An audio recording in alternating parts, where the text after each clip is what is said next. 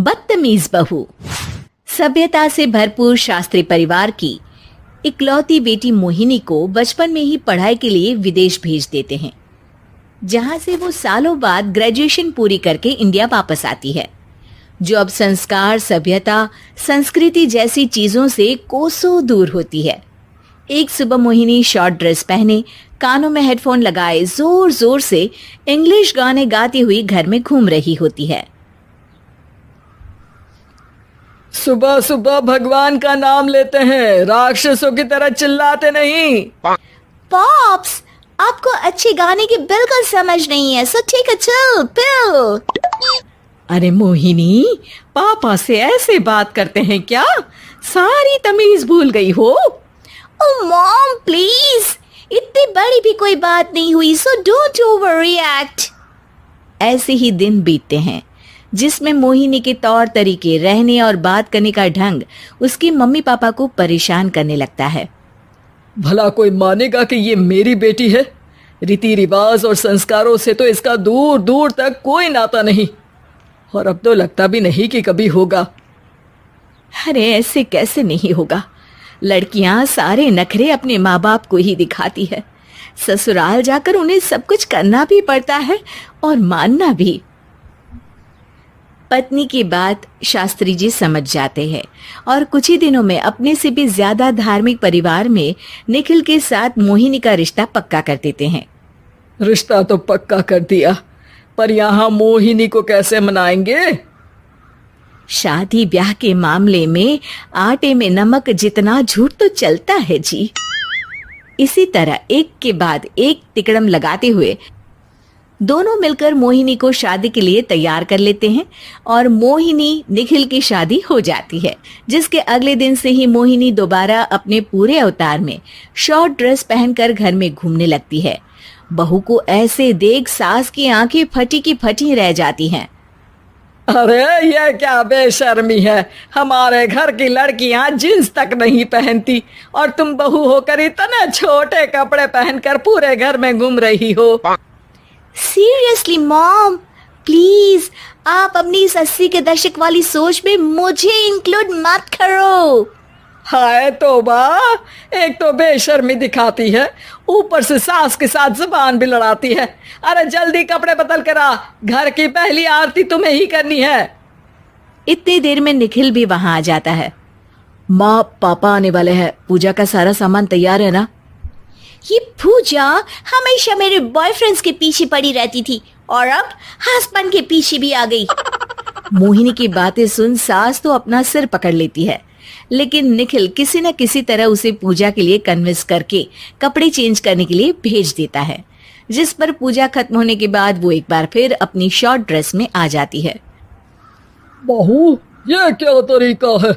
संस्कार नाम की कोई चीज है या नहीं? नहीं ससुर जी, संस्कार मेरा दूसरा बॉयफ्रेंड था, अब तो मेरा उससे कोई कांटेक्ट नहीं है। मोहिनी का जवाब सुन के ससुर तो भगवान नाम जपते वहां से चले जाते हैं, लेकिन सास बहू के बीच कहासुनी फिर शुरू हो जाती है, जिसे इग्नोर करते हुए मोहिनी घर से बाहर चली जाती है और देर रात घर वापस आती है। मोहिनी, मैं जानता हूँ कि तुम विदेश में रही हो और तुम्हें वहीं की आदत है, पर यहाँ चीजें कुछ अलग है। अगर तुम उस हिसाब से कुछ एडजस्ट कर लो तो सबके लिए सही हो जाएगा। I am not in a lecture mood. Good night. अगली सुबह मोहिनी देर से उठकर एक बार फिर उसी तरह सबके सामने आती है, जिस पर उसके सास कुछ बोले उससे पहले ही मोहिनी की दोस्त मोनिका और रेचल वहां आ जाती हैं। Oh hi darling, how are you? OMG, we missed you so much. I missed you too darling. Ram Ram, इन्होंने तो तुमसे भी छोटे कपड़े पहने हैं।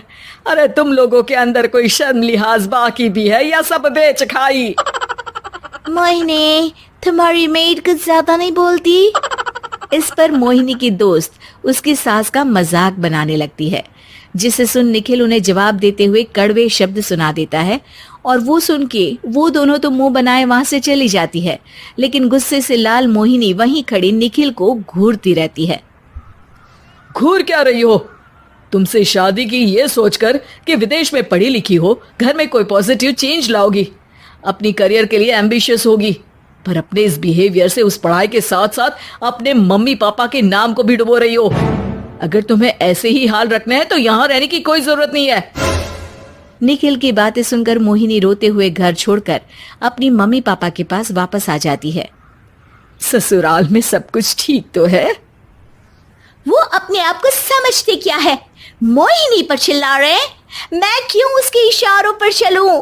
मैं अपनी लाइफ अपने तरीके से जीना चाहती हूँ और वो ना आप लोगों को मंजूर था और ना ही उन्हें है। तुम यहाँ नहीं रह सकती। अपने पापा की बात सुन के मोहिनी हैरान रह जाती है। हाँ, तुमने बिल्कुल सही सुना। अगर तुम्हें अपने इस घमंड, बेशर्मी और बदतमीजी में ही जीना है तो तुम यहाँ भी नहीं रह सकती। बेटी, मैं मानता हूँ हमारे यहाँ रीति रिवाज बहुत मायने रखते हैं और हमने उन्हीं के ओवरडोज से बचाने के लिए तुम्हें विदेश भेजा था। एक लड़की जो शादी करके घर और बच्चे संभालती है, उससे तुम अपने आप को ज्यादा समझ सको इसके लिए भेजा था। तुम उससे ज्यादा समझो और बनो, पर तुम तो किसी दूसरी ही ट्रेन में चढ़ गई बेटा। उसके मम्मी पापा बहुत देर तक मोहिनी को सारी बातें समझाते हैं, जिन्हें सुनकर मोहिनी को अपनी गलती का एहसास होता है।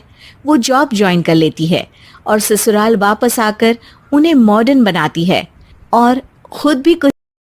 बहू और बुलेट घर के बाहर फट फट फट की जोर से आवाज हुई। सीमा को लगा कि पटाखे फूट रहे हैं। वो डर के मारे घर से बाहर निकली। देखा तो सामने योगेश यानी कि पतिदेव एक बुलेट बाइक पर बैठे हैं। अरे डर गई क्या? बाइक लेकर आया हूँ तुम्हें घुमाने के लिए। सच में? मुझे लगा पटाखे फूट रहे हैं। अरे पटाखे भी फूटेंगे और मिठाई भी बटेगी। माँ को तो बुलाओ। माँ भी बाहर आ जाती है। अरे योगेश बेटा, इतनी जल्दी आ गया? और ये गाड़ी किसकी है? साहब की है? हाँ माँ, तुम्हारा बेटा साहब से कम है क्या? मेरी है। अरे बेटा, इतनी बड़ी गाड़ी ले ली, इससे तो तू घोड़ा ही ले लेता। महंगी पड़ी होगी ना? माँ, महंगी सस्ती छोड़ो और मिठाई लाया हूँ, गांव में बंटवा दो। अरे बंटवा क्यों दो, पीछे बैठो, गांव में बांट कर आते हैं। सब खुश थे। योगेश गांव के बाहर एक कोयले की खादान में मजदूरी करता था। मेहनत और अकल से उसने वहां ठेकेदारी का काम सीख लिया और सूझबूझ से ठीक ठाक पैसा बनाने लगा। गांव में बात फैल गई कि योगेश के घर धमाका गाड़ी आई है। ऐसी गाड़ी पहले कभी किसी ने गांव में तो देखी नहीं थी। योगेश और माँ गाड़ी से वापस घर आ जाते हैं। बेटा, बाबूजी ऊपर से देख रहे होंगे और आशीर्वाद भी दे रहे होंगे तुझे। वो होते तो उनको भी घुमाता माँ। पूरे गांव में नाच नाच के मिठाई बांटने जाते। जैसे मैंने नाच नाच के बांटी थी जब वो अपने लिए एक साइकिल लेकर आए थे। बस बस, बाबूजी दो बात भी सुनाते कि फटफट वाली फटफटी ले आया। सीमा आगे कहती है, अपने लिए तो ये गाड़ी ले आए और मेरे लिए? अरे ये गाड़ी तुम्हारे लिए ही तो है। पक्का मेरे लिए है? अरे पक्का तुम्हारे लिए है। अगली सुबह जब योगेश सो रहा होता है तो उसे बाहर से गाड़ी की आवाज आती है। वो घबराकर चिल्लाता है, चोर चोर, मेरी गाड़ी ले जा रहा है, चोर चोर। माँ भी जागती है और योगेश के साथ दरवाजे की तरफ भागती है। जैसे ही दोनों बाहर निकलते हैं तो देखते हैं कि सीमा गाड़ी चला रही है। अरे बहू, नाक कटवाओगी क्या? ये क्या कर रही हो? अरे गिर जाओगी, ये क्या कर रही हो तुम? सीमा गाड़ी को रोक कर कहती है, सारे गांव में घुमा लाई, कहीं नहीं गिरी। क्या? सारे गांव में घुमा लाई? अरे लोग क्या कहेंगे बहू, सोचा क्या एक बार? यही कहेंगे कि कितनी अच्छी गाड़ी है। अरे तुम्हारे बारे में। हाँ, कहेंगे ना कि देखो कितनी अच्छी गाड़ी पर बैठी है। बहू गाड़ी रखकर योगेश और सासू माँ के पास जाती है। तुमने कब गाड़ी चलाना सीखा? हमारे बाबूजी के पास पुरानी स्कूटर थी, सीख ली। फिर स्कूल में एक मास्टर जी भी ऐसी ही गाड़ी लेकर आते थे, उन्होंने सिखा दी। हाँ, स्कूल के मास्टर आजकल यही सब तो सिखा रहे हैं। पढ़ाई का कुछ सिखाते तो कुछ भला होता। अरे बहू, अब गाड़ी मत चलाना। हमारे परिवार में कभी किसी औरत ने पीछे से आगे की सीट पे आने की हिम्मत नहीं की है। तुम भी मत करना, समझी? जी, समझ गई माँ जी। सीमा सास की बात सुनकर चुपचाप रसोई में जाकर उदास होकर खाना पकाने लगती है। सास सुबह सुबह मंदिर से पूजा करके लौट रही होती है, तभी उसे दो औरतें रोक लेती हैं और कहती हैं, अरे बहू को थोड़े अच्छे लक्षण भी सिखा दो। गाड़ी चलाने निकली थी, गांव की मर्यादा का कोई ख्याल नहीं है। वही तो। अरे पैसे आने लगे हैं तो क्या मतलब कि किसी रीति रिवाज को नहीं मानोगे? अरे समाज में रहना है तो समाज के ढंग से ही रहना पड़ता है। अरे लाज भी नहीं आई बहू को? चूल्हे चौके से निकलकर सीधे गाड़ी लेकर चौराहे चबूतरे नाप लिए, फट फट फट करते हुए। अरे कुछ कह देना उसे। अरे ये क्या कहेगी, बूढ़ी सास है, इनकी थोड़ी ना चलती होगी घर में।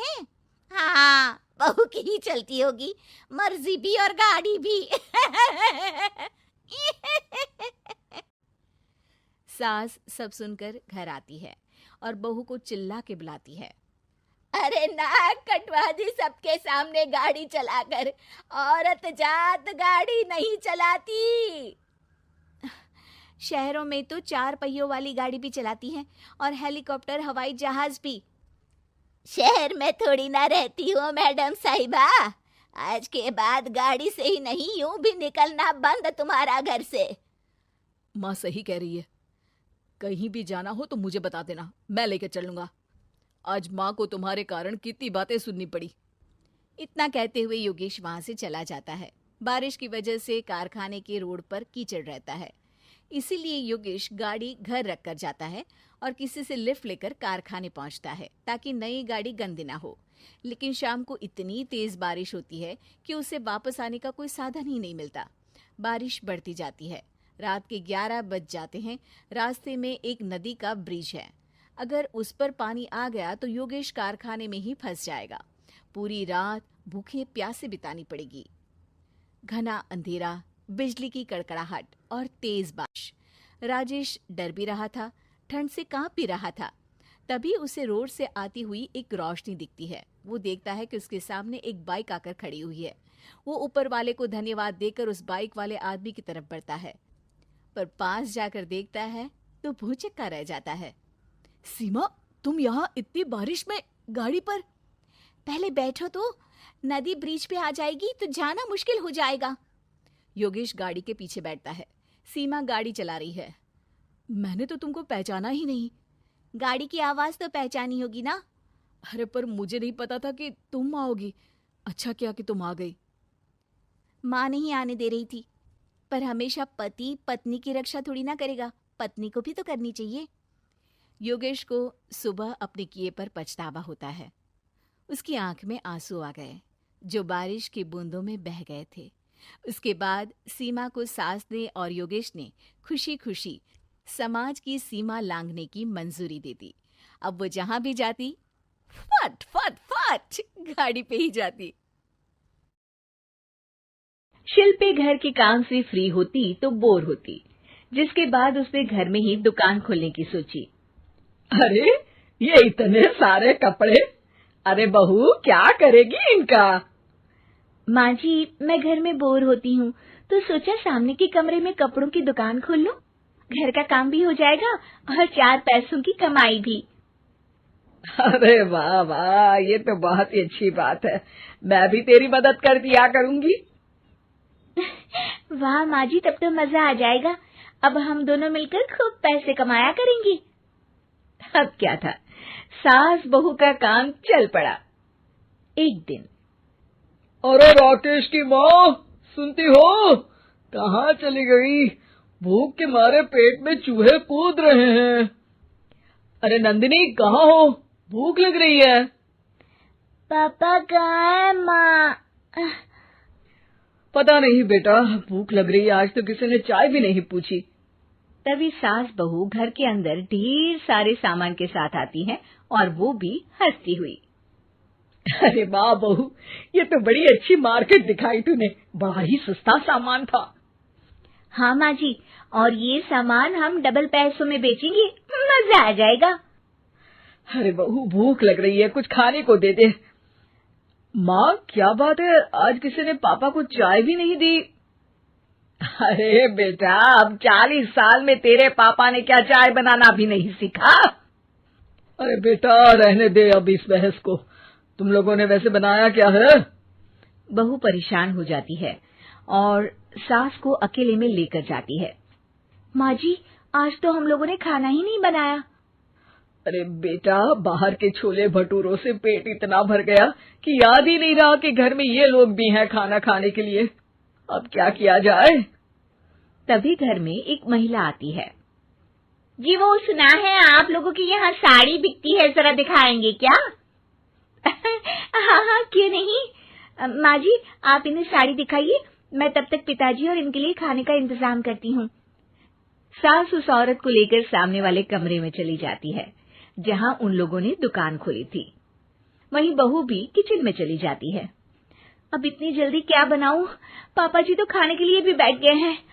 आइडिया, मैं खाना बाहर से ही ऑर्डर कर देती हूँ। थोड़ी देर में खाना आ जाता है और बहू टेबल पर खाना लगा देती है। हे भगवान, कितनी कड़वी दाल बनाई है बेटा। नहीं नहीं पिताजी, वो क्या बात है नंदिनी, रोटी तो चबाई ही नहीं जा रही है, लग रहा है रबड़ खा रहा हूँ। एक तो इतने महंगे होटल से खाना मंगवाया और वो भी इन लोगों को पसंद नहीं आया। तभी सास नोट गिनती हुई बाहर आती है। वाह माँ जी, बड़ी कमाई हुई लगती है। हाँ, मैंने वो 2000 वाली साड़ी 3000 में बेच दी। अरे वाह माँ जी। दोनों सास बहू बहुत खुश हो जाती हैं। मेरे पेट में ना बेटा जोर का दर्द हो रहा है। अरे माँ, क्या हुआ? पेट में दर्द? बाहर का कुछ खाया था क्या? मैदा तो नहीं खा लिया? मैंने छोले भटूरे खाए थे। माँ, क्यों खाए? आपको तो पता है कि आपको मैदा सूट नहीं करता। चलिए माँ को डॉक्टर के पास ले जाते हैं। तभी अंदर से पापा की आवाज आती है। हे भगवान, मेरा तो पेट खराब हो गया। सब पिताजी के पास जाते हैं। पिताजी, आपको क्या हुआ? खाना बासी था शायद। अरे पिताजी, नंदिनी जानती है कि बासी खाने से आपकी तबीयत खराब हो जाती है, तो वो ऐसा क्यों देगी, है ना नंदिनी? वो खाना मैंने बाहर से ऑर्डर किया था। मैं और माँ दुकान का सामान लेने गए थे, इसलिए खाना नहीं बना पाए। क्या नंदिनी, दुकान के चक्कर में तुमने तो सारे घर का हाल बिगाड़ रखा है। चलो अब माँ और पापा को लेकर अस्पताल चलते हैं। अस्पताल में जाने पर डॉक्टर कहते हैं, हाँ, इन दोनों को तो एक दिन के लिए एडमिट करना पड़ेगा। क्या? क्यों? पेट ही तो खराब है ना। हाँ, तो घर ले जाइए ना, अगर लग रहा है कि कोई बड़ी बात नहीं है और हम सिर्फ पैसा कमाने के लिए इन लोगों को एडमिट कर रहे हैं। नर्स, जरा इन लोगों को बिल तो दे देना। चलिए, मैं आप लोगों को पैकेज समझा देती हूँ। जब बहू के हाथ में बिल आता है, हे भगवान, 60,000 रुपए! इतना तो मैंने कमाया भी ना था। अब समझ गई कि कमाई के चक्कर में घर के लोगों की सेहत के साथ मैं खिलवाड़ कर रही थी।